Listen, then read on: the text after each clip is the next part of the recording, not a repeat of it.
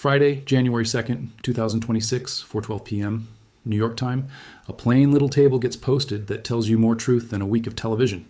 It is the kind of table nobody shares on social media because it doesn't come with a villain, a hero, or a soundtrack. It's just inventory categories, totals, and a date stamp, which is exactly why it matters. Because if you want to know whether a market is healthy, you don't start with the loudest claim. You start with the plumbing, the collateral, the settlement process, and the part they can't improvise when the cameras turn on. You start with the numbers that have to reconcile at the end of the day, even if somebody's ego doesn't. And you ask one simple question. Does the story people are selling you match the balance sheet reality? You've probably heard the story by now, or at least the version of it that travels well. A leaked memo, a giant bank, 3 words, exit all positions, like an evacuation order from the inner sanctum. It's cinematic, it's terrifying, and it's designed to hit your nervous system before it hits your brain. But let me tell you something, you only learn after you have watched enough crises to stop enjoying them. The most dangerous part of a dramatic story is not that it might be true. It's that it can be false in the details and still steer you into the same emotional trap. Panic first, thinking later, and by the time you slow down, somebody else has already used your reaction as liquidity. So I'm going to do this the boring way, which is the only way that keeps you alive in markets that like to eat egos. I'm going to take the claims one by one and lay them next to what is actually documented. Not what somebody verified with sources deep inside the institutional world, but what gets printed, archived, and audited by a system that still pretends it cares about paperwork. Here's the first fracture, and it's not the one most people are looking at. It's that the modern silver story has become a factory that produces fear by abusing numbers. It takes real categories, real processes, real constraints, and then it tilts the camera angle until your sense of scale disappears. And once your sense of scale is gone, you can be made to believe almost anything. Do the math with me and don't blink. On January 2nd, 2026, the COMEX silver stocks report shows roughly 128 million ounces in the registered category. It shows roughly 321 million ounces in the eligible category. Total, roughly 449 million ounces sitting in those vaults, split into 2 states of readiness. If you just felt your body relax a little, good. That's what happens when you replace a horror story with a datum. And now you can see the problem, because one of the loudest claims being repeated is that registered silver has plunged below 32 million ounces, as if the vault is about to echo when you knock on it. That number is not just off, it's a different universe. This isn't a debate about vibes, it's arithmetic. If the report says roughly 128 million registered, then a claim of 32 million registered is not a rounding error. It's a narrative decision. And once you see that, you have to ask yourself a harder question. If they're willing to be that loose with the core number, what else are they willing to bend? To be fair, there are ways to cherry pick numbers in this space without technically lying. You can look at a subset of vaults, a single depository, a single bar list nuance, or you can compare snapshots that are not comparable. You can also talk about deliverable supply in a narrower sense than registered, but the moment you do that, you owe the listener clarity, not theater. Because registered is already a narrow term, and it has a specific meaning in the COMEX ecosystem. Registered is metal that has been placed into a status where it can be used to satisfy delivery obligations with the proper documentation and warrants. Eligible is metal that meets the specs and sits in approved vaults, but hasn't been put into that delivery-ready status. Here's what that actually means in plain English. Registered is what IS sitting on the shelf with a price tag that the store is willing to honor through the delivery mechanism. Eligible is what a customer is locked in a private drawer inside the store, using the building as security and logistics, but not offering it to the shelf. Same building, different intent. And yes, the internet loves to tell you eligible is frozen and doesn't belong to the exchange, as if it's untouchable treasure hidden behind a force field. The important truth is simpler and more uncomfortable. Eligible is owned by someone, and that someone is not obligated to convert it into registered just because a crowd is panicking. But it's also not mystical. Eligible can be moved into registered if the owner chooses to warrant it, if the economics make sense, if the incentives shift, or if the owner is the kind of entity that thinks in terms of spreads and financing rates. So when someone says eligible doesn't count, they might be trying to protect you from a false sense of security, or they might be trying to manufacture a sense of doom. Context decides which. Now, let's talk about the second big number that gets used like a weapon. 1,168 delivery notices. That line gets delivered like it's a siren, like it's a receipt for a vault run, like you should picture forklifts racing through corridors while a clerk sweats through his shirt. Here's the quiet truth. 1,168 deliveries is a real number in the delivery reporting. but the meaning depends on your scale and your timing. In COMEX silver, one contract represents 5,000 ounces. So 1,168 contracts corresponds to about 5,840,000 ounces. Do you see what just happened? 5,840,000 ounces is not nothing, and I'm not dismissing it. But it's not the same as the vault is empty in 8 weeks. And it's not the same as default is inevitable. It's a data point, not a verdict. And the difference between those two things is the difference between analysis and propaganda. This is where the modern commentary machine plays its favorite trick. It takes a number that sounds impossible to a normal person, because most people don't carry inventory scales for commodity vaults in their head, and it places that number in a scene of panic. And then it lets your imagination do the rest, because your imagination is cheaper than evidence. Translation in plain English. If I tell you 1,168, your brain doesn't automatically convert it into 5,840,000 ounces, and then place it next to 128 million registered, and then compute a rough proportion. Your brain hears 1,000 delivery notices, and it reaches for the nearest story it has, which is run on the bank. That's the fracture. Not that delivery notices exist, but that the audience is being guided away from proportional thinking. And proportional thinking is the one thing the system cannot survive if enough people do it at the same time. Now, let's deal with the third mathematical performance in this genre, the one that sounds smartest because it uses the biggest numbers. There are roughly 160,000 open contracts. Each is 5,000 ounces. That's 800 million ounces. If 15% stand for delivery, they need 120 million ounces, but there are only 32 million registered, so default is mathematically inevitable. It's a beautiful little trap because it's built out of true components arranged in a misleading structure. Yes, one contract is 5,000 ounces. Yes, open interest can be large. And yes, if you take a gigantic pile of paper claims and you assume a meaningful percentage demands physical delivery all at once, the system strains. But that's the point. It's an assumption, and it's the assumption doing the work, not the math. Open interest is spread across months, strategies, hedges, spreads, and positions that exist precisely because most participants do not intend to take delivery. Standing for delivery is not a random percentage applied to total open interest, like a tax. It is a behavior concentrated in the nearby delivery month, shaped by timing rules, financing costs, and intentions. If you want to do this correctly, you look at the delivery month, the first notice day dynamics, the open interest that remains into the notice period, and the actual issued and stopped deliveries. You look at EFP flows and how exposures get shifted between venues. You don't take the whole ocean and pretend it is all trying to fit through one drain on one day. This isn't pedantry. This is the difference between a real stress test and a viral rant. Because if you apply the 15% assumption to total open interest, you can manufacture a crisis on paper whenever you want, even in a market that is functioning.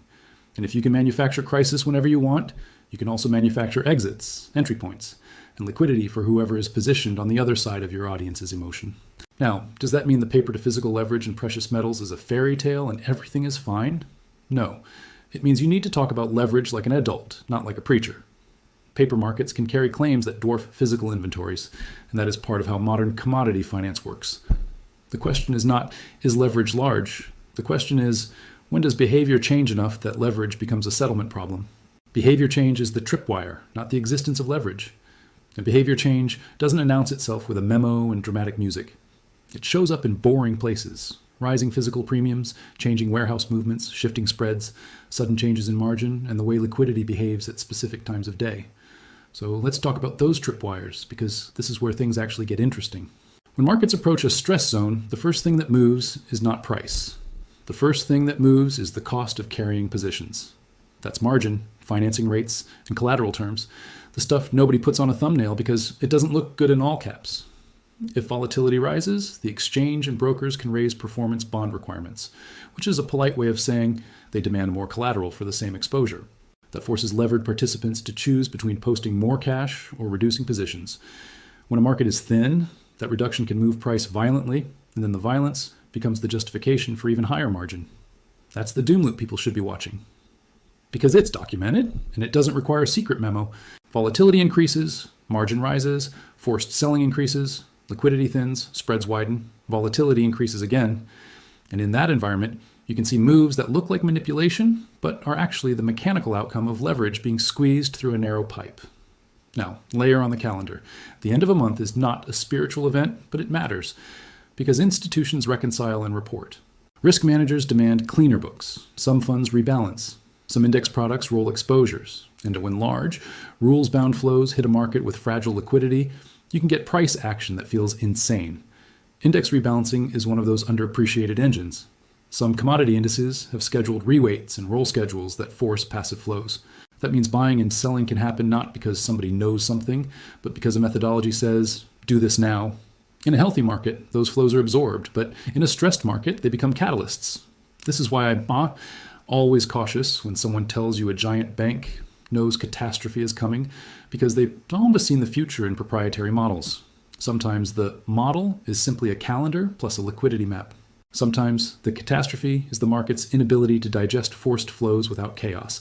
And sometimes the smartest move is not to predict the apocalypse, but to avoid being the person who has to transact during the worst hour of the roll. Now, let's bring back the leaked memo story, because even if you ignore it, it reveals how easily certainty can be manufactured. The memo narrative is designed to do two things at once. It gives you a villain and a deadline, and then it gives you a sense of privileged access, like you're hearing the truth before the public.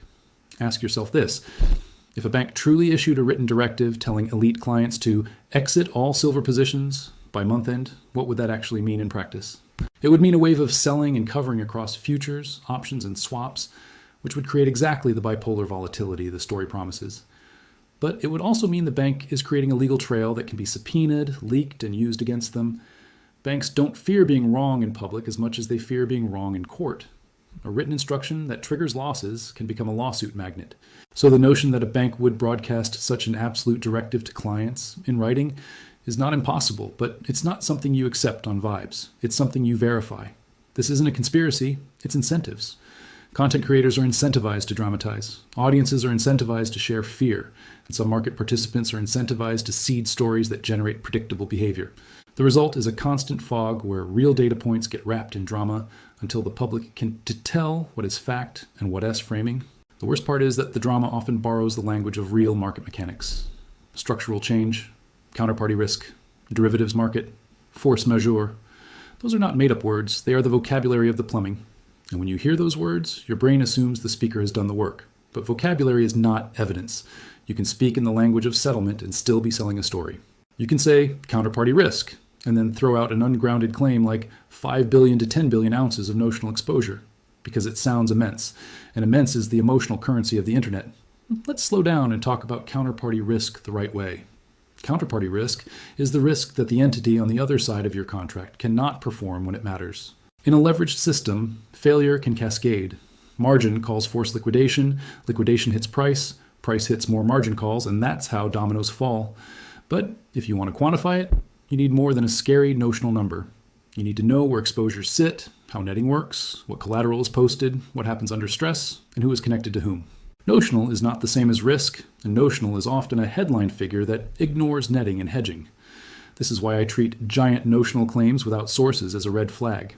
They are often used as emotional scaffolding to hold up a predetermined conclusion. If the notional is gigantic, then collapse is inevitable. That's not analysis, that's theater. Now, don't mishear me.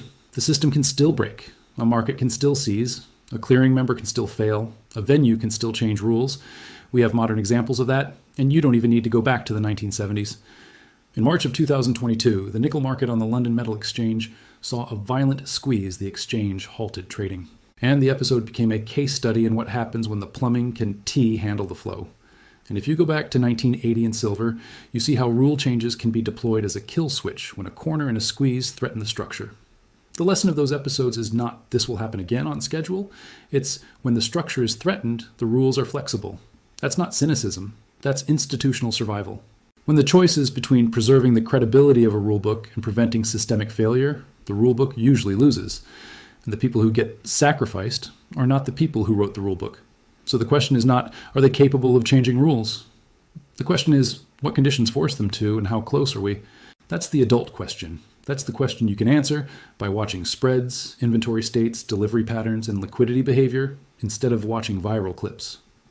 Now let's talk about the deeper silver story that sits underneath all of this, because this is where the real fracture lives. Silver is a hybrid metal. It's monetary in the cultural imagination and industrial in the real economy. That means it gets pulled by two forces that don't care about your narrative, and those forces don't negotiate with your feelings.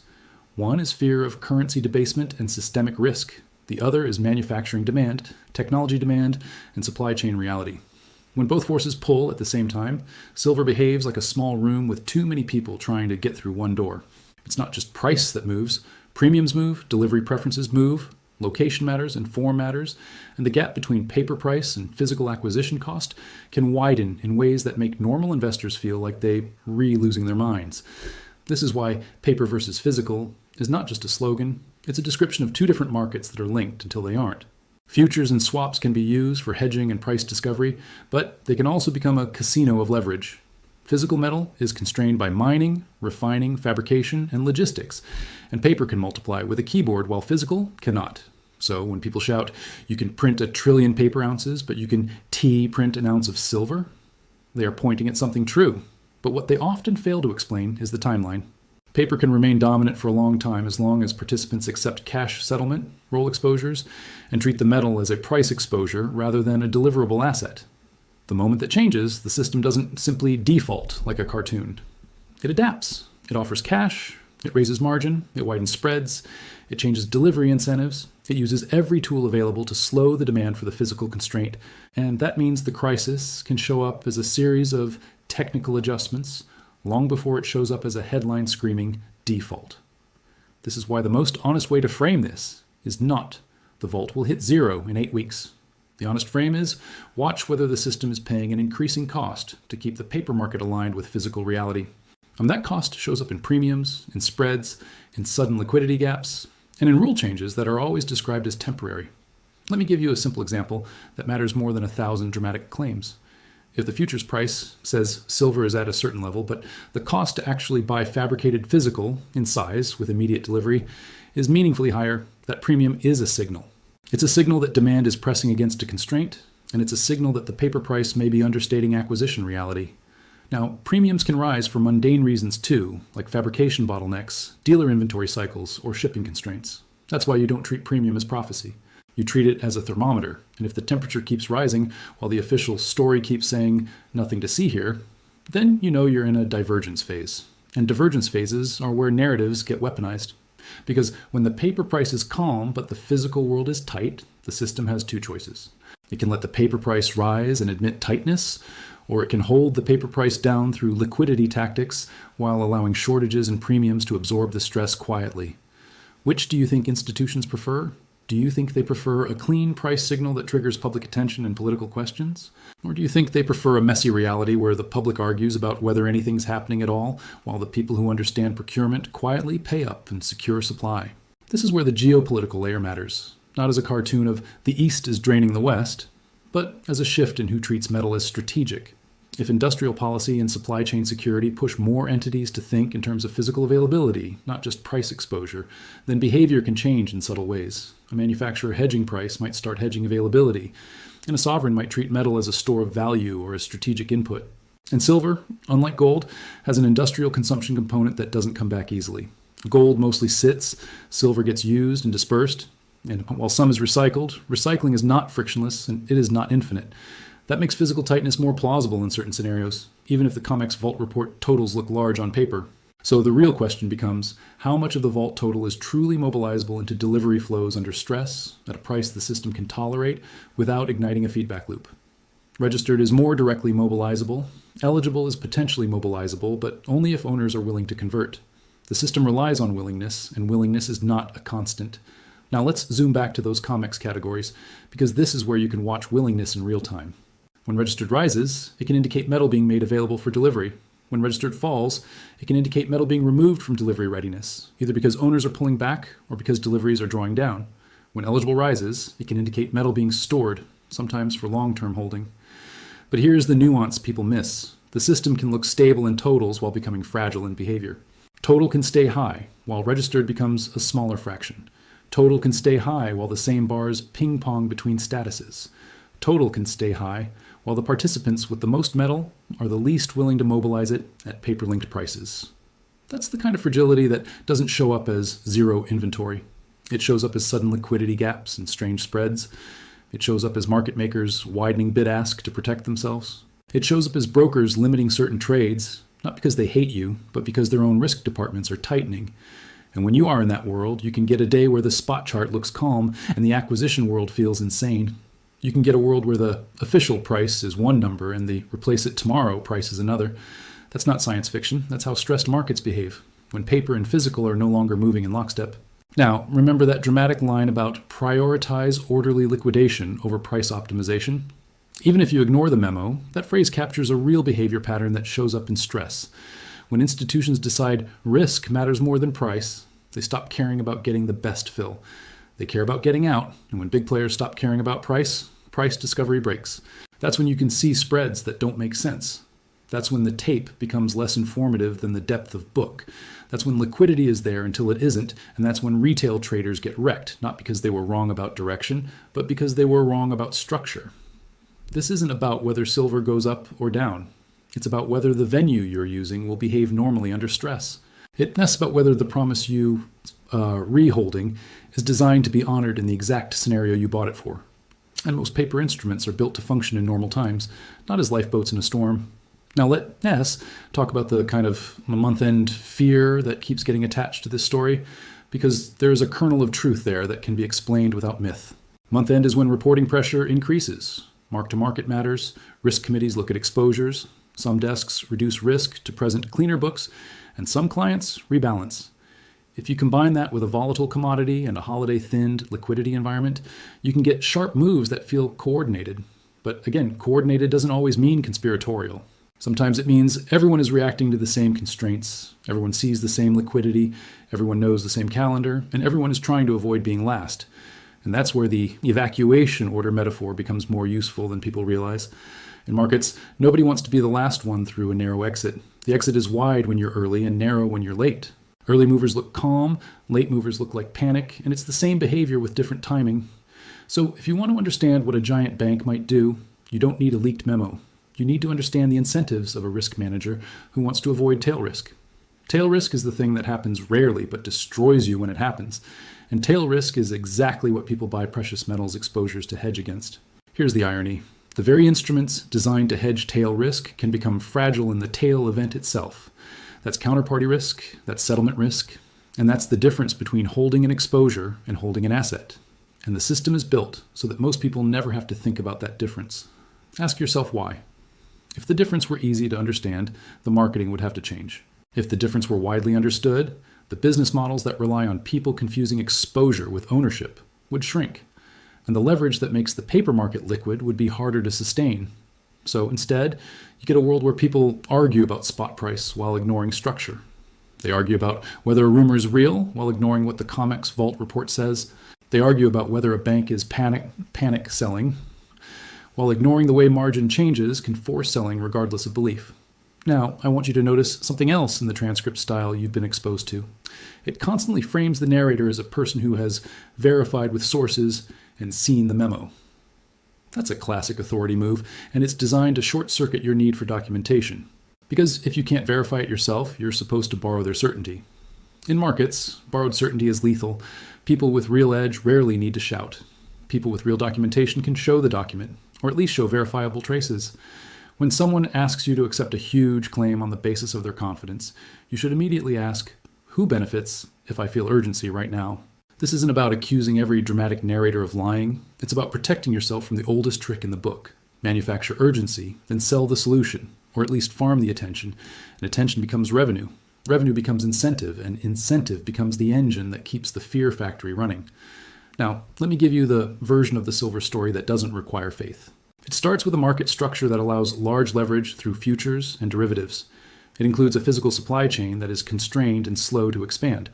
It includes industrial demand that is not purely discretionary, because manufacturers can't always wait for lower prices if they have production schedules. It includes a global macro environment where confidence in fiat discipline is periodically shaken by debt trajectories, deficits, and political dysfunction. It includes central banks accumulating gold as a hedge, which shifts sentiment in the precious complex. And it includes speculative communities that have built a cultural identity around squeezing paper structures. In that environment, the silver market becomes a pressure vessel, not because it must explode on schedule, but because it is sensitive to shifts in behavior. If enough participants treat physical as priority, the physical acquisition cost can detach.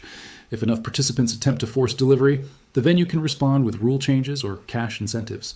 If enough participants are levered, margin changes can induce cascades. That's your real fracture. The system's stability depends on behavior remaining within a narrow band. And behavior is not stable when fear and distrust rise. That's why the story is compelling, not because a memo exists, but because the underlying structure is fragile to certain changes. So what should you actually watch if you want to stop being emotionally steered? Watch the ratio between registered and total over time, not as a prophecy, but as a clue. Watch whether registered is shrinking persistently or whether it oscillates. Watch the delivery patterns in the active delivery months and compare them to historical norms. Watch the spread behavior, contango, and backwardation signals, because spreads often tell you more than spot about tightness and financing. Watch whether bid-ask widens at the same time inventory narratives are being pushed. Watch whether volatility spikes around known calendar events like roll periods and rebalancing windows. Watch for the quiet institutional signals too. Are brokers tightening rules? Are certain products changing prospectus language? Are redemption mechanisms being stressed? Are there unusual cash settlement incentives? Those are the real memos, because they are actions, not rumors. Now, since we're here, let's talk about the personal implication, because that's what this is always really about. The system wants you to feel like you're either too late or too early, either panicked or bored. It wants you to feel like the only way to participate is to gamble on a headline. But you don't have to do that. You can think like a risk manager. A risk manager asks, what is my exposure? What is the structure of that exposure? And what happens in the scenario I'm supposedly hedging against? A risk manager doesn't assume the instrument behaves the same in the crisis as it does in normal times. If you hold a paper claim, you should understand the exact promise you hold. Is it allocated, unallocated, a derivative, an ETF share, a futures contract, a pool account, a swap exposure through a broker? Each has different mechanics, different counterparty dependencies, and different behavior under stress. This isn't about telling you what to buy.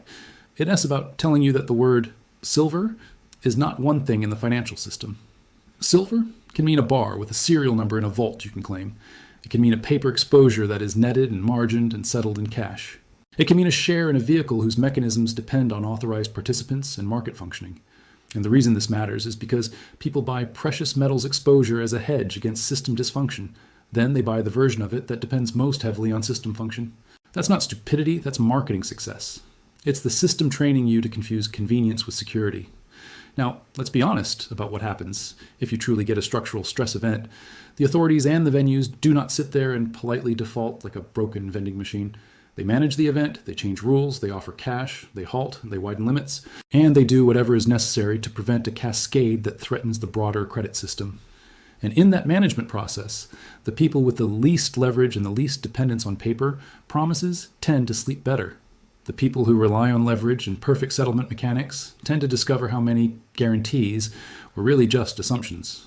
That's not moral judgment, that's just how hierarchy works under stress. This is why the obsession with a leaked memo is misguided. Even if the memo were real, it would not be the core story. The core story is that the system's promises are tiered. Some people get metal, some people get cash, some people get delays, and some people get rule changes. The dividing line is rarely fairness. It's usually proximity to the plumbing and the quality of your claim. Now, let me take you through the next few weeks conceptually, without pretending I can see the future.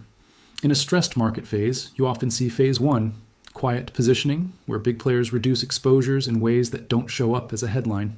Then phase 2, volatility spikes and dips that feel irrational because exits require transactions and transactions move price when the book is thin. Then phase 3, widening spreads and changing terms, where market makers protect themselves, brokers adjust, the cost of leverage rises, and the weakest hands are forced to liquidate.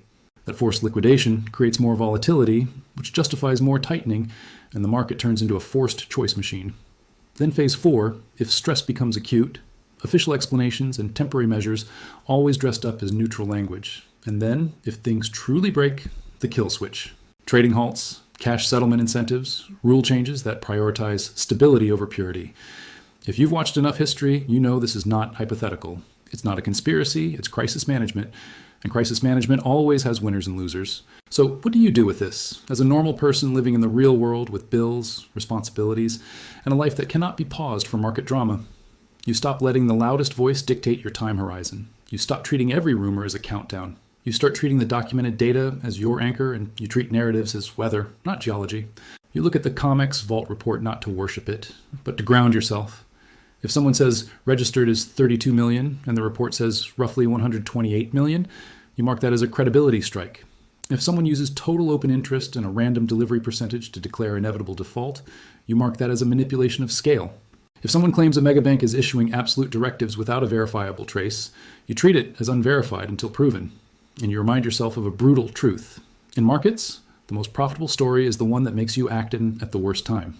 The system doesn't need you to be wrong. It just needs you to be reactive. Now, none of this means silver cannot become tight, or that the paper market cannot experience stress, or that premiums cannot blow out. Those things can happen. The point is that if you're going to position your life and your savings around these possibilities, you should do it with discipline, not with adrenaline. Adrenaline is for the people who get paid when you click. Discipline is for the people who get paid when they survive. And survival in systemic stress stories comes from understanding the difference between price and structure, between exposure and asset, between narrative and filing. So here's the real verdict I want to leave you with. The silver story you're watching is not just a story about metal. It's a story about trust, and it's a story about how much of your financial world is built on the assumption that promises will be honored smoothly, at scale, under stress. And once you start seeing the world that way, you realize why certain narratives spread so easily. Because people sense deep down that the system is more fragile than the headlines admit. They sense that the rules change when stress rises. They sense that the exit is narrower than it looks. That's why a leaked memo story feels believable, not because it's documented, but because it rhymes with the incentives. But rhyme is not proof, and if you confuse rhyme with proof, you will get played by people who are better at rhyme than you are. So you don't need to panic. You need to observe. You need to track the boring data that doesn't care about your feelings. You need to understand the categories and the mechanics so you can spot when someone is using the right words to sell the wrong conclusion. Because this isn't about headlines. It's about footnotes. It's about the spread between what is promised and what can be delivered. It is about the moment a market stops being a market and becomes a rationing system disguised as a chart. And when that moment comes, it rarely announces itself with fireworks. It announces itself with small policy shifts, widening gaps, rising costs of leverage, and a public that is being fed stories to keep them emotionally busy. The people who do well are not the ones who heard the loudest rumor first. They are the ones who were already trained to read the plumbing. You're not trying to win an argument on the internet. You're trying to protect your future from a system that rewards complacency until the exact moment it punishes it. You're trying to make sure that if the paper bridge gets shaky, you're not standing in the middle of it arguing about whether a memo was real. The system has already shown you the only truth it ever reliably reveals, not in speeches, in categories, inventory states, margin mechanics, and the quiet behavior of liquidity when stress rises. The only variable left is whether you choose to live in the story or whether you choose to live in the math.